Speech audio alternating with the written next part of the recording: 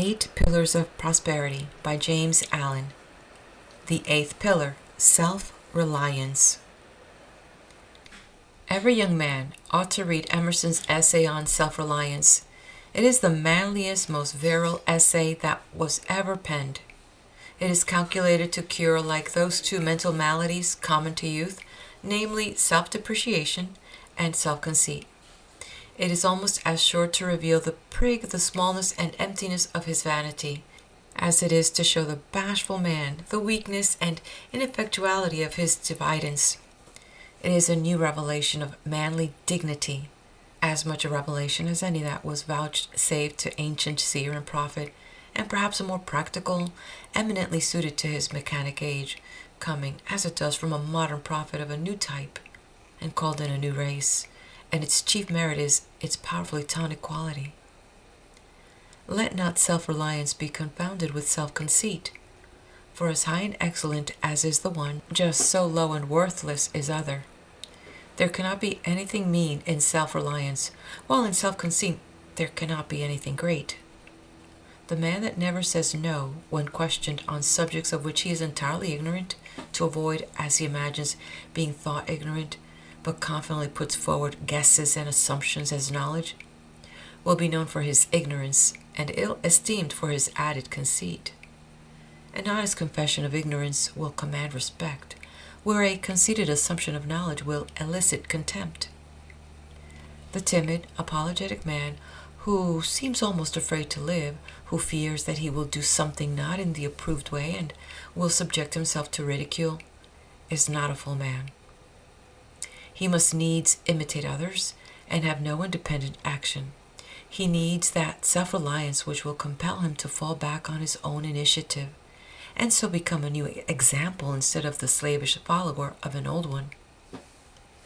As for ridicule, he who is hurt by it is no man.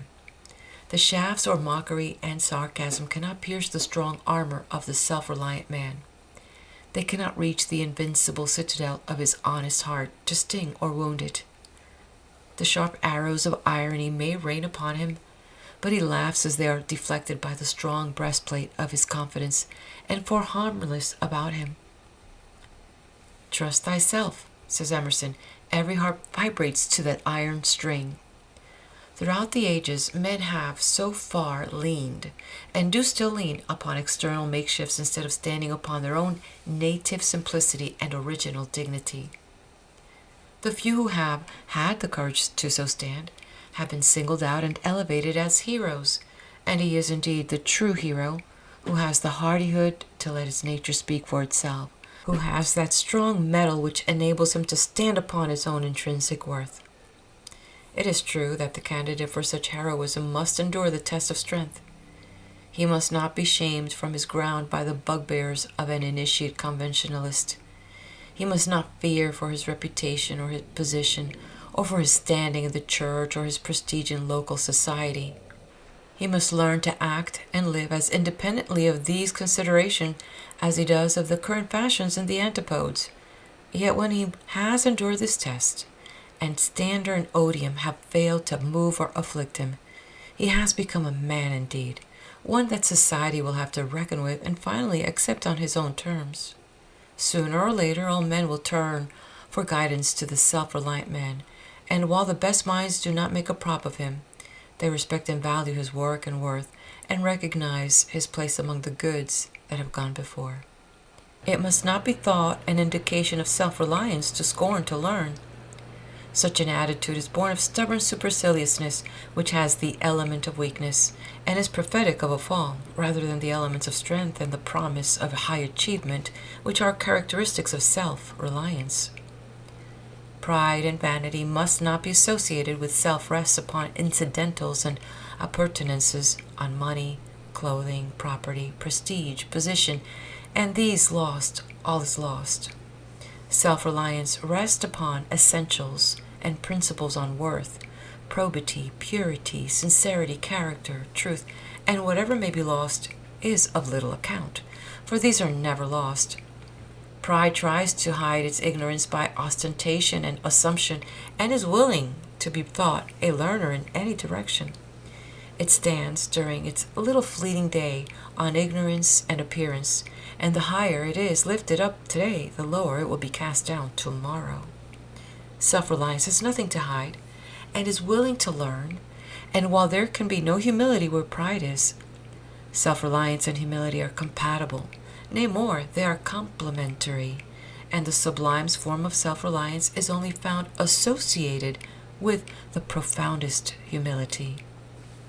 Extremes meet, says Emerson, and there is no better example than the haughtiness of humility. No aristocrat, no prince born to the purple, can begin to compare with the self-respect of the saint. Why is he so lowly? But that he knows that he can well afford it, resting on the largeness of God in him.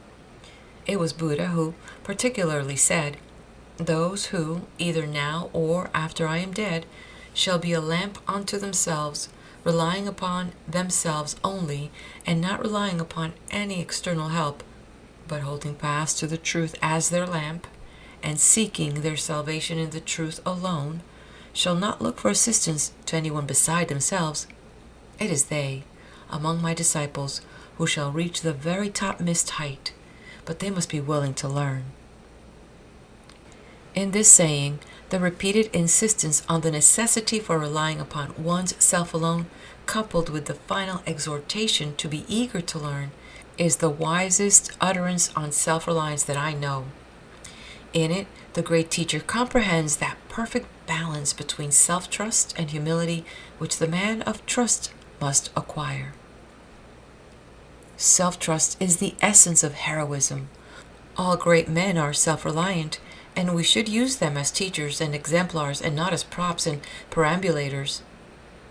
A great man comes who leans upon no one, but stands alone in the solitary dignity of truth, and straightway the world begins to lean upon him, begins to make him an excuse for spiritual indolence and destructive self-abasement.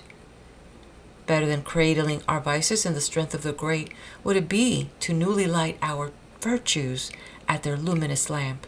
If we rely upon the light of another, darkness will overtake us. But if we rely upon our light, we have but to keep it burning. We may both draw light from another and communicate it, but to think it sufficient while our own lamp is rusting in neglect is surely to find ourselves abandoned in darkness. Our own inner light is the light which never fails us. What is the inner light of the Quakers but another name for self-reliance? We should stand upon what we are, not upon what another is. But I am so small and poor, you say. Well, stand upon that smallness, and presently it will become great. A babe must needs suckle and cling, but not so man. Henceforth he goes upon his own limbs. Men pray to God to put into their hands that which they are framed to reach out for, to put into their mouth the food for which they should strenuously labor. But men will outgrow this spiritual infancy. The time will come when men will no more pay a priest to pray for them and preach to them. Man's chief trouble is a mistrust of himself, so that the self-trusting man becomes a rare and singular spectacle. If a man look upon himself as a worm, what can come out of him but an ineffectual wriggling? Truly, he that humbleth shall be exalted, but not he that degradeth himself. A man should see himself as he is, and if there is any unworthiness in him, he should get rid of it, and retain and rely upon that which is of worth. A man is only debased when he debases himself. He is exalted when he lives an exalted life. Why should a man with ceaseless iterations draw attention to his fallen nature? There is a false humility which takes a sort of pride in vice. If one has fallen, it is that he may rise and be the wiser for it. If a man falls into a ditch, he does not lie there and call upon every passer-by to mark his fallen state. He gets up and goes on his way with greater care. So if one has fallen into the ditch of vice, let him rise and be cleansed, and go on his way rejoicing. There is not a sphere in life wherein a man's influence and prosperity will not be considerably increased by even a measure of self-reliance, and to the teacher, whether secular or religious, to organizers, managers, overseers, and in all positions of control and command, It is an indispensable equipment. The 4 grand qualities of self-reliance are: 1. Decision. 2. Steadfastness. 3. Dignity. 4. Independence. Decision makes a man strong. The wearer is the weakling. A man who is to play a speaking part, however small, in the drama of life must be decisive and know what he is about. Whatever he doubts, he must not doubt his power to act. He must know his part in life and put all his energy into it. He must have some solid ground of knowledge from which to work and stand securely on that. It may be only the price and quality of stock, but he must know his work thoroughly and know that he knows it. He must be ready at any time to answer for himself when his duty is impugned. He should be so well grounded upon his particular practice as not to be affected with hesitation on any point or in any emergence. It is a true saying that the man that hesitates is lost. No one believes in him who does not believe in himself, who doubts, who halts and wavers, and cannot extricate himself from the tangled threads of 2 courses. Who would deal with a tradesman who did not know the price of his own goods, or was not sure where to find them? A man must know his business. If he does not know his own, who shall instruct him? He must be able to give a good report of the truth that is in him, must have that decisive touch which skill and knowledge only can impart. Certainty is a great element in self-reliance. To have weight, a man must have some truth to impart, and all skill is a communication of truth. He must speak with authority, and not as the scribes. He must master something and know that he has mastered it, so as to deal with it lucidly and understandingly, in the way of a master, and not to remain always an apprentice. Indecision is a disintegrating factor. A minute's faltering may turn back the current of success. Men who are afraid to decide quickly for fear of making a mistake nearly always make a mistake when they do act. The quickest, in thought and action, are less liable to blunder, and it is better to act with decision and make a mistake than to act with indecision and make a mistake. For in the former case there is but error, but in the latter weakness is added to error. A man should be decided always, both where he knows and where he does not know. He should be as ready to say no as yes, as quick to acknowledge his ignorance as to impart his knowledge. If he stands upon fact and acts from the simple truth, he will find no room for halting between 2 opinions. Make up your mind quickly and act decisively. Better still, have a mind that is already made up, and then decisions will be instinctive and spontaneous. Steadfastness arises in the mind that is quick to decide. It is indeed a final decision upon the best course of conduct and the best path in life. It is the vow of the soul to stand firmly by its principles, whatever betide. It is neither necessary nor unnecessary that there be any written or spoken vow, for unswerving loyalty to a fixed principle is the spirit of all vows. The man without fixed principles will not accomplish much. Expediency is a quagmire and a thorny waste, in which a man is continually sticking in the shifting mud of his own moral looseness, and is pricked and scratched with the thorns of his self-created disappointments. One must have some solid ground on which to stand among one's fellows. He cannot stand on the bog of concession. Shiftiness is a vice of weakness, and the vices of weakness do more to undermine character and influence than the vices of strength. The man that is vicious through excess of animal strength takes a shorter cut to truth when his mind is made up that he who is vicious through lack of virility, and whose chief vice consists in not having a mind of his own upon anything. When one understands that power is adaptable to both good and bad ends, it will not surprise him that the drunkards and harlots should reach the kingdom of heaven before the diplomatic religionists. They are at least through in the course which they have adopted, vile though it be, and thoroughness is strength. It also needs that strength to be turned from bad to good, and lo, the loathed sinner has become the lofty saint.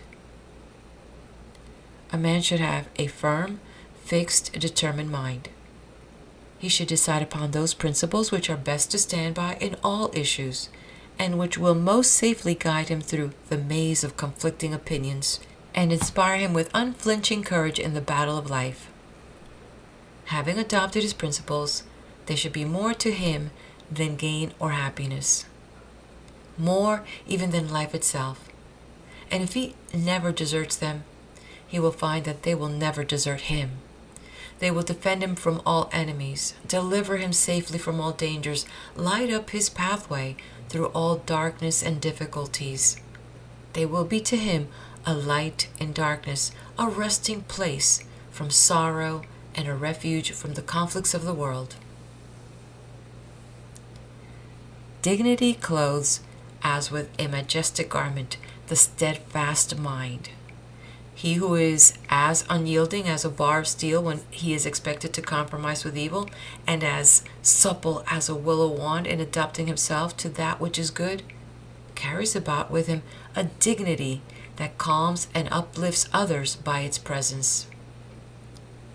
The unsteady mind, the mind that is not anchored to any fixed principles, that is stubborn where its own desires are threatened, and yielding where its own moral welfare is at stake, has no gravity, no balance, no calm composure. The man of dignity cannot be downtrodden and enslaved, because he has ceased to tread upon and enslave himself. He at once disarms, with a look, a word, a wise and suggestive silence, any attempt to demean him. His mere presence is a wholesome reproof to the flippant and the unseemly, while it is a rock of strength to the lover of the good. But the chief reason why the dignified man commands respect is not only that he is supremely self-respecting, but that he graciously treats all others with a due esteem. Pride loves itself and treats those beneath it with supercilious contempt, for love of self and contempt for others are always found together in equal degrees, so that the greater the self-love, the greater the arrogance. True dignity arises not from self-love, but from self-sacrifice, that is, from unbiased adherence to a fixed central principle. The dignity of the judge arises from the fact that in the performance of his duty he sets aside all personal consideration and stands solely upon the law. His little personality, impermanent and fleeting, becomes nothing, while the law, enduring and majestic, becomes all. Should a judge, in deciding a case, forget the law and fall into personal feeling and prejudice, his dignity would be gone. So with the man of stately purity of character, he stands upon the divine law, and not upon personal feeling. For immediately a man gives way to passion, he has sacrificed dignity, and takes his place as one of the multitude of the unwise and uncontrolled. Every man will have composure and dignity in the measure that he acts from a fixed principle. It only needs that the principle be right, and therefore unassailable. So long as a man abides by such a principle, and does not waver or descend into the personal element, attacking passions, prejudices, and interests, however powerful, will be weak and ineffectual before the unconquerable strength of an incorruptible principle, and will at last yield their combined and unseemly confusion to his single and majestic right. Independence is the birthright of the strong and well-controlled man. All men love and strive for liberty. All men aspire to some sort of freedom. A man should labor for himself or for the community, unless he is a cripple, a chronic invalid, or is mentally irresponsible. He should be ashamed to depend upon others for all he has, giving nothing in return. If one imagines that such a condition is freedom, let him know that it is one of the lowest forms of slavery. The time will come when, to be a drone in the human hive, even as matters are now, a respectable drone, and not a poor tramp, will be a public disgrace, and will be no longer respectable. Independence, freedom, glorious liberty, come through labor and not from idleness, and the self-reliant man is too strong, too honorable, too upright to depend upon others, like a sucking babe, for his support. He earns with hand or brain the right to live as becomes a man and a citizen, and this he does whether be born rich or poor, for riches are no excuse for idleness. Rather are they an opportunity to labor, with the rare facilities which they afford, for the good of the community. Only he who is self-supporting is free, self-reliant, independent. Thus is the nature of the 8 pillars explained, on what foundation they rest, the manner of their building, their ingredients, the fourfold nature of the material of which each is composed, what positions they occupy, and how they support the temple all may now build. And he who knew but imperfectly may know more perfectly, and he who knew perfectly may rejoice in this systemization and simplification of the moral order in prosperity. Let us now consider the temple itself, that we may know the might of its pillars, the strength of its walls, the endurance of its roof, and the architectural beauty and perfection of the whole. End of chapter. Stay right here as I flip the page to the Temple of Prosperity. The reader who has followed the course of this book with a view to obtaining information on the details of money making, business transactions, profit and loss in various undertakings, prices, markets, agreements, contracts, and other matters connected with the achievement of prosperity, will have noted an entire absence of any instruction in these matters of detail. The reason for this is fourfold, namely, first, details cannot stand alone, but are powerless to build up anything unless intelligently related to principles. Second, details are infinite and are ceaselessly changing, while principles are few and are eternal and unchangeable. Third, principles are the coherent factors in all details, regulating and harmonizing them, so that to have right principles is to be right in all the subsidiary details. Fourth, a teacher of truth in any direction must adhere rigidly to principles and must not allow himself to be drawn away from them into the ever-changing maze of private particulars and personal details, because such particulars and details have only a local right and are only necessary for certain individuals, while principles are universally right and are necessary for all men. He who grasps the principles of this book so as to be able to intelligently practice them will be able to reach the heart of this fourfold reason. The details of a man's affairs are important, but they are his details, or the details of his particular branch of industry, and all outside that branch are not concerned with them. But moral principles are the same for all men. They are applicable to all conditions and govern all particulars. The man who works from fixed principles does not need to harass himself over the complications of numerous details. He will grasp, as it were, the entire details on one single thought, and will see them through and through, illumined by the light of the principle to which they stand related, and this without friction and with freedom from anxiety and strain. Until principles are grasped, details are regarded and dealt with as primary matters, and so viewed, they lead to innumerable complications and confused issues.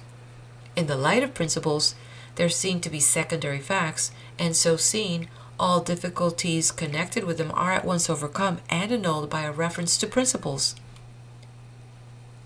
He who is involved in numerous details without the regulating and synthesizing elements of principles is like one lost in a forest, with no direct path along which to walk amid the mass of objects.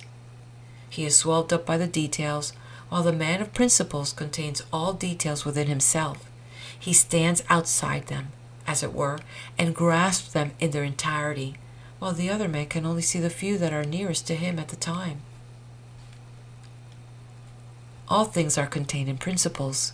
They are the laws of things, and all things observe their own law.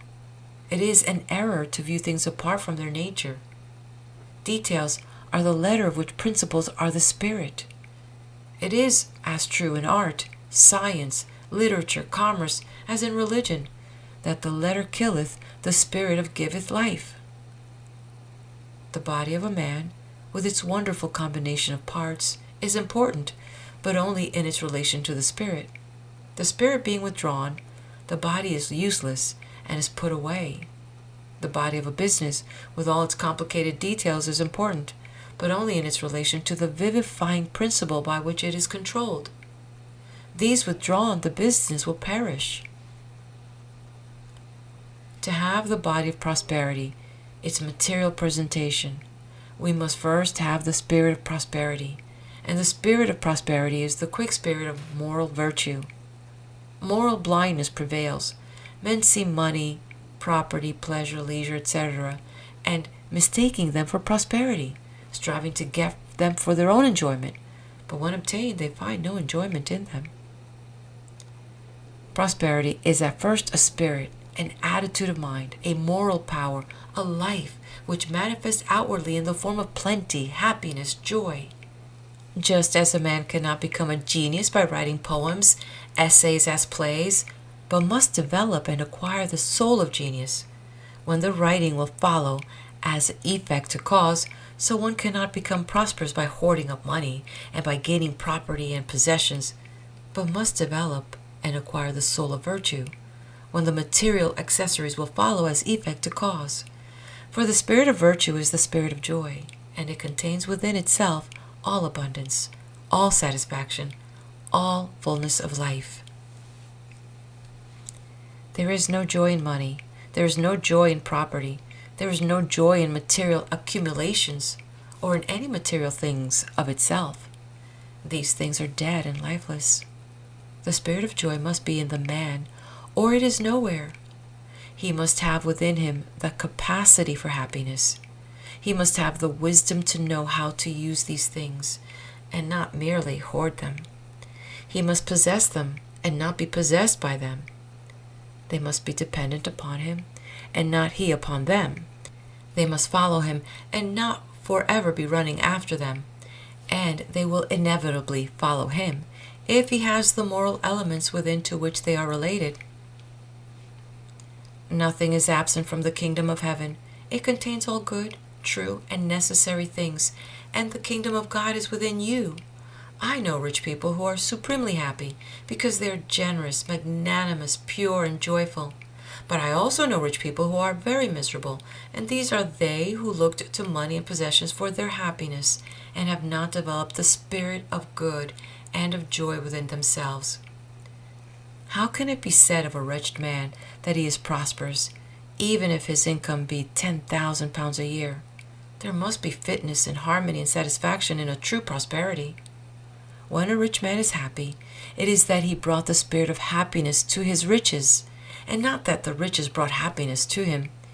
He is a full man with full material advantages and responsibilities, while the miserable rich man is an empty man looking to riches for that fullness of life which can only be evolved from within. Thus prosperity resolves itself in a moral capacity, and in the wisdom to rightfully use and lawfully enjoy the material things which are inseparable from our earthly life. If one would be free without, let him first be free within. For if he be bound in a spirit by weakness, selfishness, or vice, how can the possession of money liberate him? Will it not rather become in his hands a ready instrument by which to further enslave himself? The visible effects of prosperity, then, must not be considered alone, but in their relation to the mental and moral cause. There is a hidden foundation to every building. The fact that it continues to stand is proof of that. There is a hidden foundation for every form of established success. Its permanence proves that it is so. Prosperity stands on the foundation of character, and there is not, in all the wide universe, any other foundation. True wealth is weal, welfare, well-being, soundness, wholeness, and happiness. The wretched rich are naturally wealthy. They are merely encumbered with money, luxury, and leisure as instruments of self-torture. By their possessions, they are self-cursed. The moral man is ever blessed, ever happy, and his life viewed as a whole is always a success. To these there is no exception, for whatever failures he may have in detail, the finished work of his life will be sound, whole, complete. And through all he will have a quiet conscience, an honorable name, and all manifold blessings which are inseparable from richness of character, and without this moral richness, financial riches will not avail or satisfy. Let us briefly recapitulate and again view the 8 pillars in their strength and splendor. Energy, rousing one's self up to strenuous and unremitting exertion in the accomplishment of one's task. Economy, concentration of power, the conservation of both capital and character, the latter being mental capital and therefore of the utmost importance. Integrity, unswerving honesty, keeping inviolate all promises, agreements, and contracts, apart from all considerations of loss or gain. System, making all details subservient to order and thereby relieving the memory and the mind of superfluous work and strain by reducing many to one. Sympathy, magnanimity, generosity, gentleness, and tenderness, being open-handed, free, and kind. Sincerity, being sound and whole, robust and true, and therefore not being one person in public and another in private, and not assuming good actions openly while doing bad actions in secret. Impartiality, justice, not striving for self, but weighing both sides and acting in accordance with equity. Self-reliance, looking to oneself only for strength and support by standing on principles which are fixed and invincible, and not relying upon outward things which at any moment may be snatched away. How can any life be other than successful which is built on these 8 pillars? Their strength is such that no physical or intellectual strength can compare with it, and to have built all the 8 perfectly would render a man invincible.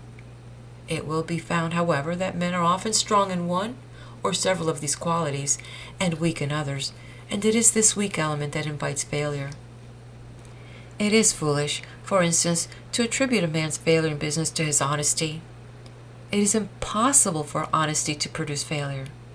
The cause of failure must be looked for in some other direction, in the lack and not the possession of some good necessary quality. Moreover, such attribution of failure to honesty is a slur on the integrity of commerce, and a false indictment of those men, numerous enough, who are honorably engaged in trade. A man may be strong in energy, economy, and system, but comparatively weak in the other 5. Such a man will just fail of complete success by lacking one of the 4 corner pillars, namely integrity. His temple will give way at that weak corner, for the first 4 pillars must be well built before the temple of prosperity can stand secure.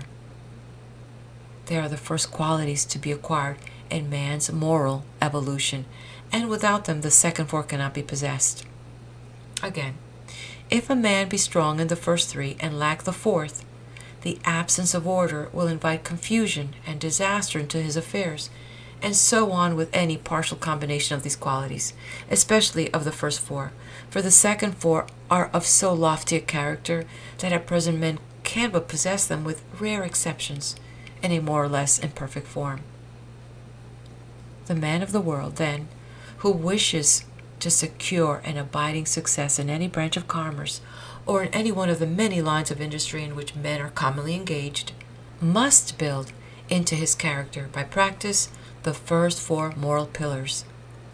By these fixed principles he must regulate his thought, his conduct, and his affairs, consulting them in every difficulty, making every detail serve them, and above all, never deserting them under any circumstance to gain some personal advantage or to save some personal trouble.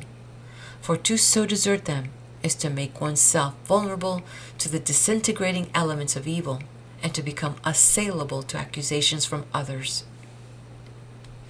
He who so abides by these four principles will achieve a full measure of success in his own particular work, whatever it may be. His temple of prosperity will be well built and well supported, and it will stand secure. The perfect practice of these four principles is within the scope of all men who are willing to study them with that object in view, for they are so simple and plain that a child could grasp their meaning, and their perfection in conduct does not call for an unusual degree of self-sacrifice, though it demands some self-denial and personal discipline without which there can be no success in this world of action. The second four pillars, however, are principles of a more profound nature, are more difficult to understand and practice, and call from the highest degree of self-sacrifice and self-effacement.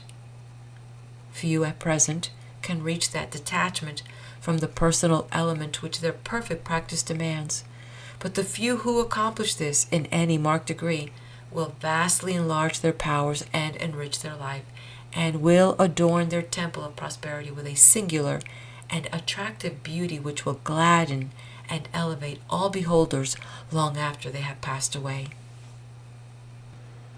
But those who are beginning to build their temple of prosperity in accordance with the teachings of this book must bear in mind that a building requires time to erect, and it must be patiently raised up, brick upon brick, and stone upon stone, and the pillars must be firmly fixed and cemented, and labor and care will be needed to make the whole complete. And the building of this inner mental temple is none the less real and substantial because invisible and noiseless. For in the rising up of his, as of Solomon's temple, which was 7 years in building, it can be said, there was neither hammer, nor axe, nor any tool of iron heard in the house while it was in the building. Even so, O reader, construct thy character, raise up the house of thy life, build up thy temple of prosperity. Be not as the foolish who rise and fall upon the uncertain flux of selfish desires, but be at peace in thy labor, crown thy career with completeness, and so be numbered among the wise who, without uncertainty, build upon a fixed and secure foundation, even upon the principles of truth which endure forever. End of chapter. And also, this is the end of the reading of the book titled The 8 Pillars of Prosperity by James Allen. Thank you for joining me. Please do hit that like button. Tell me which one was your favorite pillar. Which one do you think that you're working on the most right now? And which one needs work? I'd like to hear your comments. And we'll meet each other again at the next video here on my channel, wherever that may be. Be blessed.